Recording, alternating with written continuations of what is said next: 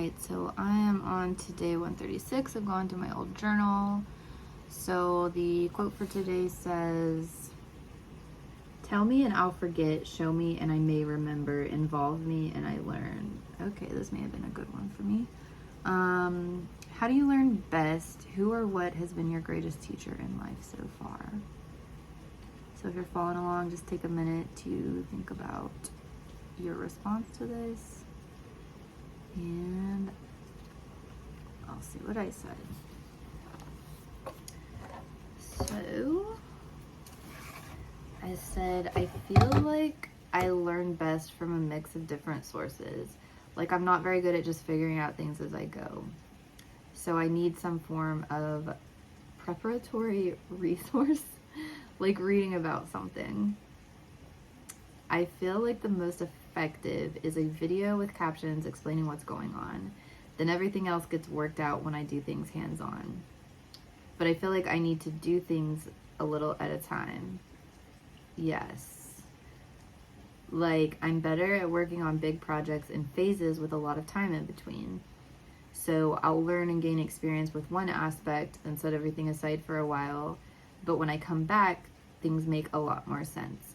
And I am 100% experiencing this right now in this class that I'm taking. I've got, like, my final is due next week. We've got a week to finish it. And maybe I'll get back into that here in a second. Things make a lot more sense when I come back to it later.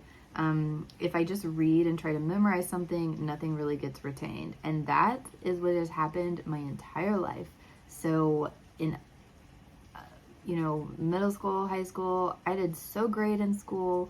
I was at the top of my class, did really well on tests, but I always, even at that time, even from like a super young age, I was like, okay, I did well on the test, but the next day asked me to repeat again what I just did, and I couldn't.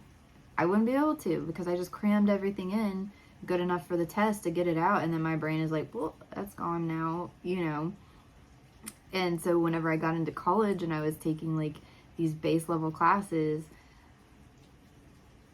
it was kind of like it was a little bit easier because I had been experienced to some of that, like some of the terminology and everything. But I felt like, again, even in undergrad, it's kind of a similar sort of thing. Like, you're just memorizing everything, kind of repeating it for the test, and then it's gone. And so that is one thing, even to some extent in my master's program. I didn't feel like I was actually smart. I felt like I was just good at figuring out how to do well, how to get a good grade. And it wasn't until the PhD program that I really started feeling like, sorry, there's something on my lashes, I think. I felt like I was finally getting like a deeper understanding of things, and all of these things that I didn't like actually understand in undergrad or even some of my master's level, I'm starting to feel like I understand it. And I'm like, why did I not understand this back then? Like, why did my brain not work like this back then? And things are just starting to come together. And so I feel bad now, because sometimes when I see people, like on TikTok in particular, they'll get on TikTok and they'll start like flaunting their credentials. Well, I have a master's in this, and so I'm, and a part of me, like, I don't want to feel like, it's not that I feel superior, it's that I do question the knowledge of people that don't have a PhD, and even some people that have PhDs, because from my own personal experience, I know that I believed certain things based on what I was taught and what I knew, but it's like my level of understanding is so much more now.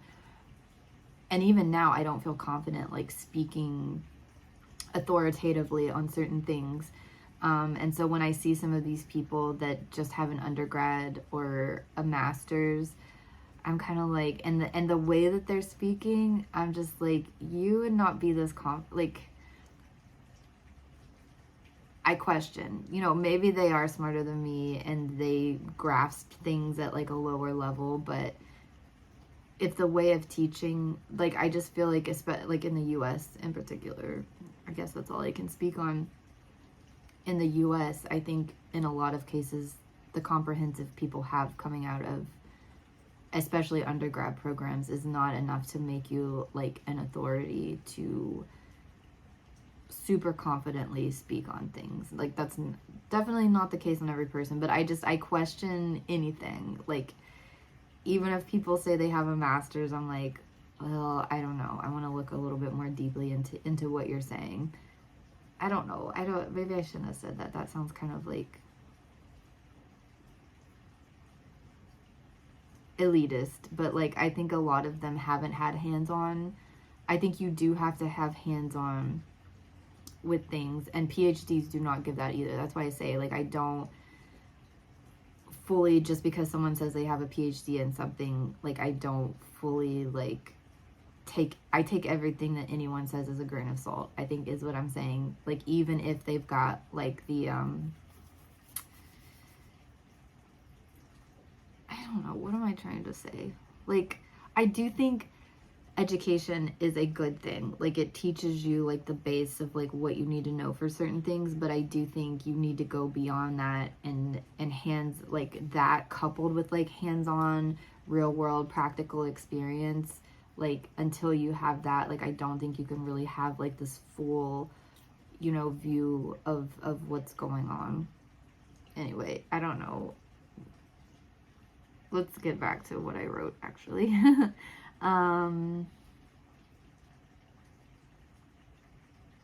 If I just read and try to memorize something, nothing gets retained. If I watch a video with images, it seems like more is retained, but not everything. If I read, watch a video, and work with things hands-on, a lot more learning and actual understanding is done.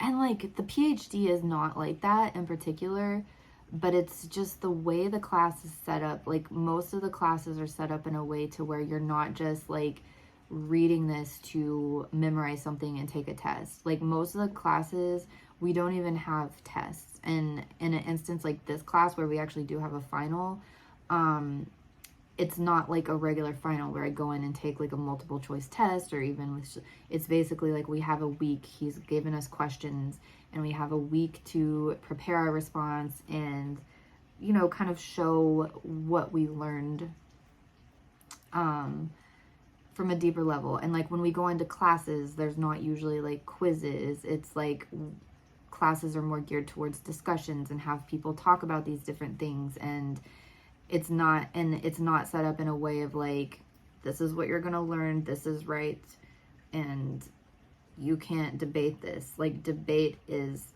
heavily encouraged, and they assign readings to you, and like you come in after reading this stuff and then talk about what you think. And you know, it's a lot different than the other classes where it's like the teacher tells you this and this is right, and you know, this is what you have to repeat. And so like I do feel like I got a deeper learning from that. But then yeah, like until you're actually doing research hands-on and like getting out in the field and doing things, like I think it's, you know, still kind of a shallower level. Let's see, as far as my greatest teacher, I think I have, oh, well, listen to this. I think I have been, wow, by seeking out information and knowledge on my own and trying to understand myself. Kind of surprised I said that. Well,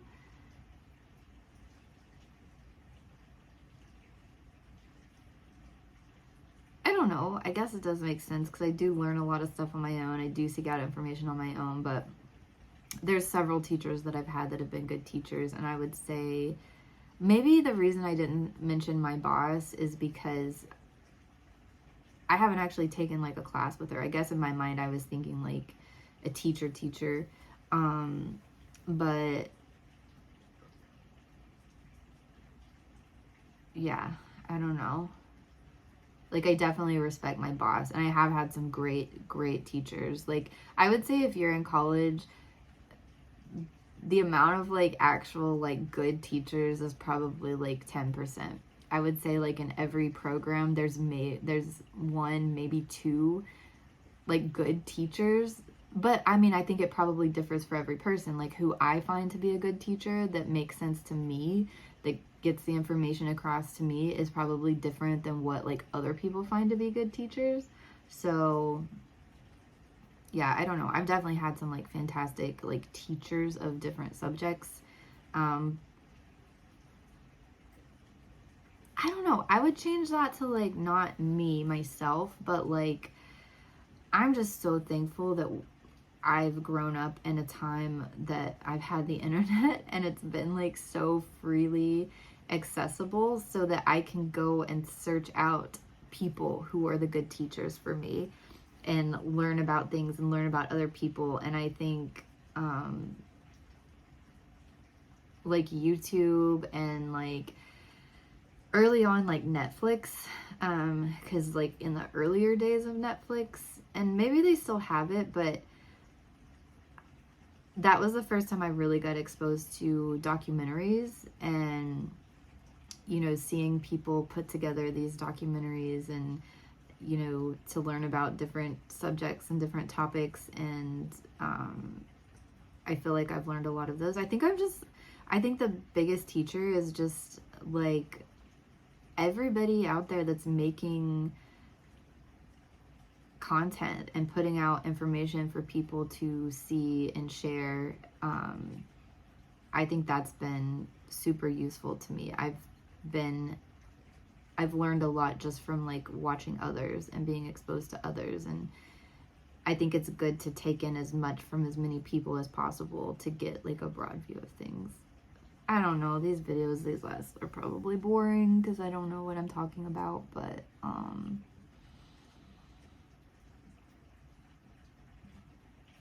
yeah, that's what I